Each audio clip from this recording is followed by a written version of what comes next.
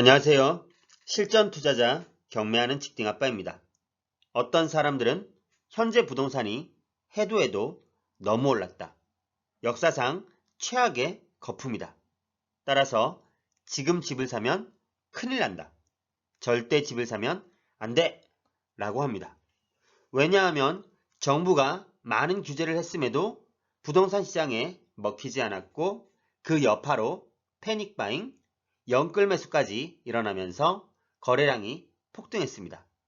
그 이후 현재는 거래량이 감소되는 추세이기 때문입니다.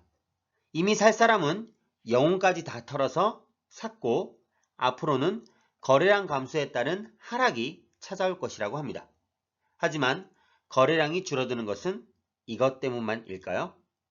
일단 마트에 장을 보려고 가면 여러 가지 물품들이 진열되어 있습니다. 이 중에서 원하는 물건을 고릅니다. 내용, 색상, 가격, 실용성 등등 짧은 순간이라도 아주 많은 생각을 하면서 나름대로 합리적인 구매를 하게 됩니다. 하지만 마트에 물건이 없다면 물품을 고를 수가 없습니다. 장을 볼 수가 없습니다. 현재 부동산 시장에는 매물이 많이 있을까요? 골라서 구매를 할 기회가 있을까요? 답이 아니라면 거래가 되지 않습니다. 거래량이 당연히 줄어들 수밖에 없는 상황입니다. 이런 식으로 거래량이 줄어드는 것이라면 집값은 어떤 방향으로 흘러갈까요? 어떤 아파트는 1300세대가 넘는 대단지이지만 거래 가능한 매물이 단 한 건 뿐이라고 합니다. 왜냐하면 세금 문제로 집을 팔아야 하는 상황에 놓인 사람들은 지난 6월에 정리를 하고 매도를 끝냈습니다. 그리고 지금 나와 있는 매물은 기존 신고가보다 훨씬 높은 호가로 매도자가 팔면 팔고 안 팔리면 말지 뭐 이런 마음으로 내놓은 물건이기 때문입니다. 이는 그나마 비교적 나은 상황일 수도 있습니다. 매물이 하나도 없는 아파트도 쉽게 찾아볼 수 있습니다. 실거래 신고가를 갱신한 이유로 매수 문의는 이어지고 있지만 한 달이 지나도 매물은 나오지 않고 있습니다. 이렇게 매물 잠김 현상이 지속되고 있습니다. 지난 6월 양도소득세율이 큰 폭으로 높아져서 규제지역의 3주택 이상인 사람은 매도 시 최대 75%의 양도세를 내야 합니다. 따라서 팔려고 하는 사람은 매매 대신에 증여를 택하고 있습니다. 이런 이유로 매물도 없고 거래도 줄고 집값은 올라가는데 정부는 양도세 강화 방안을 추진하고 있고 정책 기조도 변화가 없습니다. 따라서 서울 등의 입지 좋은 아파트들은 갈수록 구입하기 어려워질 것이고 소위 한정판처럼 되어서 가격은 더 오르게 됩니다. 실제 부동산 빅데이터로 살펴봐도 서울 아파트 매매 물건은 한 달 전과 비교해서 9% 정도, 두 달 전과 비교하면 12% 정도 감소했습니다. 네이버 부동산만 확인해봐도 실제 현장에서 매물이 한두 개만 있거나 전혀 없는 단지도 많이 있습니다. 이렇게 매물 풍기 현상의 가장 중요한 이유는 양도세 중과입니다. 작년 710 부동산 대책에 따라 올해 6월부터 다주택자와 단기 매매에 대한 양도세율이 대폭 높아졌습니다. 규제지역의 2주택자는 6에서 45%의 기본세율에 20% 중과세율이 붙고 3주택 이상은 중과세율이 무려 30%나 적용되어 최대 75%의 양도세를 내야 합니다. 1년 미만 보유자는 기존 40%에서 70%로, 2년 미만은 기본세율에서 60%로 각각 높아졌습니다.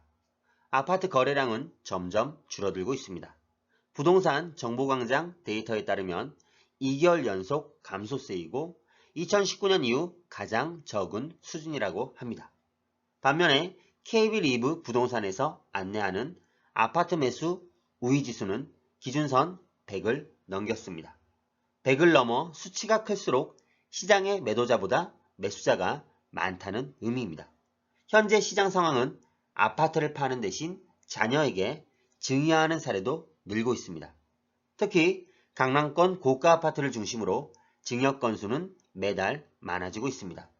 이는 많은 양도세를 내면서 팔기보다는 차라리 증여하자는 생각으로 분위기가 번지고 있는 것입니다. 최근에는 정부가 다주택자 및 고가주택 소유자의 장기 보유 특별공제를 축소하는 내용으로 양도세 개편안을 추진하고 있습니다.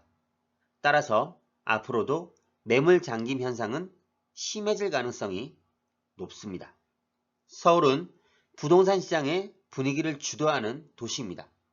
이런 주요 지역의 아파트 경우에 재건축 등 민간 정비 사업 지체로 인해서 신규 공급이 막혀 매물이 나올 만한 이유가 없는 것이 큰 문제입니다. 정부는 보유세를 강력하게 매김으로써 다주택자의 매물을 회수하는 동시에 양도세를 강화해서 부동산 가격 상승에 따른 시세 차익을 공공이 환수한다는 방침이었습니다. 하지만 이런 양도세 때문에 시장의 공급이 오히려 줄어들면서 신고가 행렬이 이어지고 있습니다. 양도세를 강화할수록 팔지 않고 버티거나 증여 등의 방법으로 우회 경로를 찾는 다주택자가 늘어날 것입니다. 우리는 돈을 벌지 못할 수도 있습니다. 하지만 내 돈을 빼앗긴다는 생각이 든다면 누구라도 당연히 지키려고 애를 쓸 것입니다. 당연한 일입니다. 예를 들어 5억 하던 아파트가 10억이 되었습니다. 시세 차익이 5억입니다. 그런데 양도세를 계산해보니 무려 3억 5천이 넘습니다. 내 손에 1억 5천도 남지 않습니다. 물론 적은 돈은 아니지만 3억 5천이라는 내 돈을 빼앗긴 기분입니다. 이대로 팔 수 있을까요? 그냥 버팁니다. 어떻게든 다른 방법을 찾게 됩니다. 차라리 세금을 줄여주면 5억에서 10억이 된 아파트를 8억에 내놓을 수도 있습니다. 시세 차익 3억에 세금을 일부만 내면 파는 사람이나 사는 사람이나 모두에게 지금보다는 이익입니다. 정부는 이를 알면서 모르는 척 하는 것일까요? 아니면 정말 모르는 것일까요? 바람이 불면 불수록 옷을 여미고 단단히 조이는 모양새입니다. 따뜻한 햇빛이 있어야 외투 정도는 벗지 않을까요?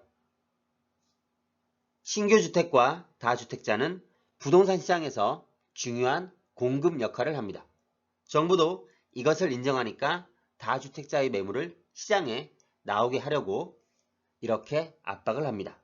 하지만 방법이 효과를 보지 못하고 시장에서 잘못되었다는 것이 증명되었으면 방향을 바꿔야 하지 않을까요? 다주택자들은 이미 부동산에 빠삭한 사람들입니다. 어떻게든 자기 몫을 챙기고 단도리를 합니다. 피해는 괜히 애꿎은 일반 사람들에게 돌아갑니다. 하지만 이 또한 지나가리라 생각됩니다. 그러나 과연 시간은 누구의 편일까요? 시간이 지나면 승자는 누구일까요? 이런 이유들 때문에 저는 아직 하락이 아닌 상승에 베팅을 할 수밖에 없습니다. 지금까지 시청해 주셔서 감사합니다.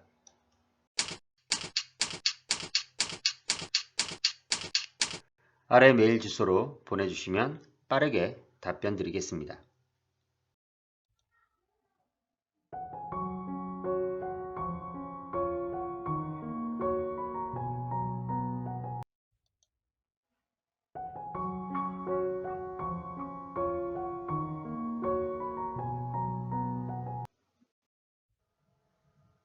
네이버 카페에 오시면 더 많은 정보를 확인하실 수 있습니다.